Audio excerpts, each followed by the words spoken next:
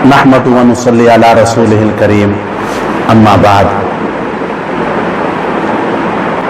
मेरे भाइयों, दोस्तों और बुजुर्गों, आज की इस नशिस्त में ये बात अर्ज करनी है कि माशाअल्लाह बहुत से लोग हैं जो कसरत के साथ दुरूद पाक पढ़ते हैं आका नामदार सल्लल्लाहु अलैहि वसल्लम की ज़ात मुबारक। लेकिन चंद मौके ऐसे हैं जहां पर दुरूद पाक पढ़ना मसनून है, यानी सुन्नत है, वहां दुरूद पाक जरूर पढ़ना चाहिए। लेकिन हमारी बेतवज्जो की वजह से उन मौके में दुरूद पाक पढ़ना हमसे छूट जाता है। तो जो पहले नंबर पर है कि पहला जो मौका है वो है अजान के बाद दुआए वसीला पढ़ना। कि आम तौर पर लोग अजान के बाद दुआए वसीला पढ़ते हैं लेकिन दरमियान में दुरूद शरीफ नहीं पढ़ते। हालांकि मसला यह है कि जब अजान मुकम्मल हो जाए, सुम्मा सल्लु अलैया, आप अलैहिस्सलाम ने फरमाया कि फिर मुझ पर दुरूद पाक पढ़ो और उसके बाद फिर दुआए वसीला पढ़ो। तो अब यहां इस मौके पर अजान के बाद दुआए वसीला से पहले दुरूद पाक पढ़ना यह मसनून है, यह सुन्नत है।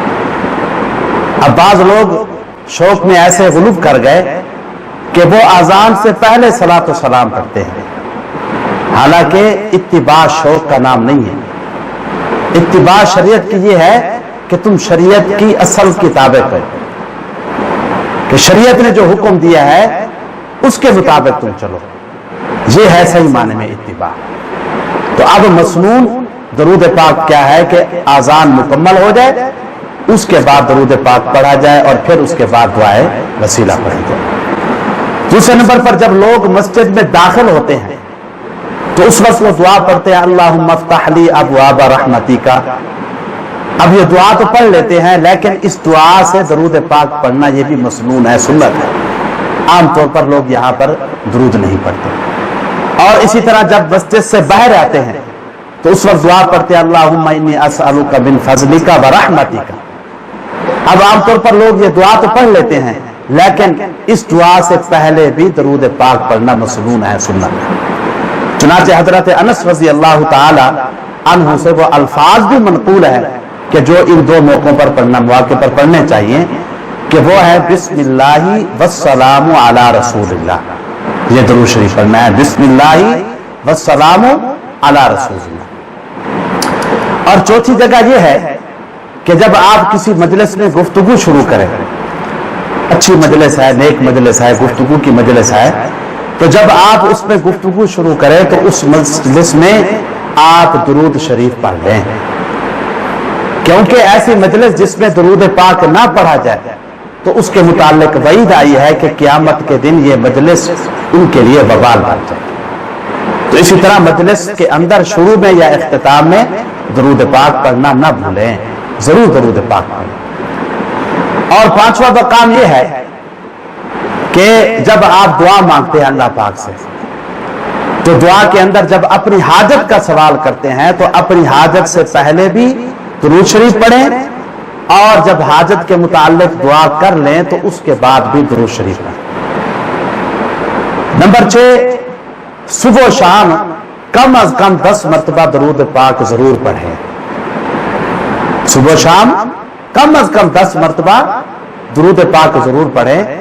लिखा गया है कि जो बंदा सुबह शाम 10 मरतबा दुरूद पाक पढ़ेगा, आप अलैहिस्सलाम ने फरमाया कि क़यामत के दिन उसके लिए मेरी शफाअत, वो मेरी शफाअत का हकदार बन जाएगा, उसको मेरी शफाअत नसीब होगी। और 7वां नंबर यह है कि शब जुमा या जुमे के दिन कम अज कम 100 मरतबा दुरूद पाक पढ़ना। लिखा गया है कि जो एक तस्बीह पढ़ता है जुमा या शब जुमा को तो अल्लाह पाक उसकी 100 हाजतें पूरी करते हैं। और 8वीं जगह, 8वां मकाम यह है कि नमाज जुमा के दिन नमाज असर के बाद 80 मरतबा दरूद पाक, अल्लाहुम्मा सल्ली अला मुहम्मदिन नबिय्यिल उम्मी व अला आलिहि वसल्लिम तस्लीमन कसीरन कसीरा।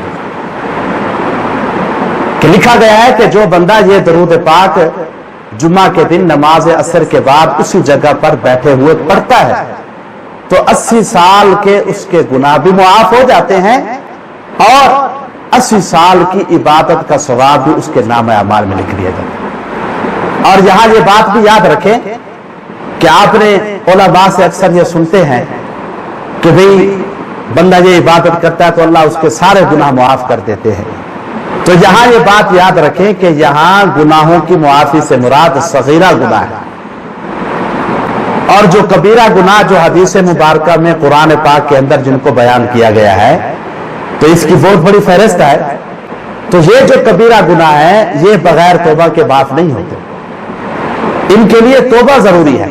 ہاں اگر اللہ تعالی فضل سے معاف فرمائے تو وہ الگ بات ہے، لیکن فضائل پر جو گناہوں کی معافی کا وعدہ ہے وہ گناہ صغیرہ ہے، تو جو گناہ کبیرہ ہے وہ بغیر توبہ کے معاف نہیں۔ تو بہرحال یہ چند مواقع ہیں کہ جہاں پر درود پاک پڑھنا مسنون ہے، ہم لوگ غفلت کی وجہ سے بھول جاتے ہیں یہاں درود پاک نہیں پڑھتے، تو لہذا ان مواقع پر درود پاک پڑھنا چاہیے۔ تو اللہ پاک سے دعا ہے کہ اللہ پاک ہمیں اہتمام سے ان مواقع پر درود پاک پڑھنے کی توفیق نصیب فرمائے۔ وما علینا الا البلاغ المبین۔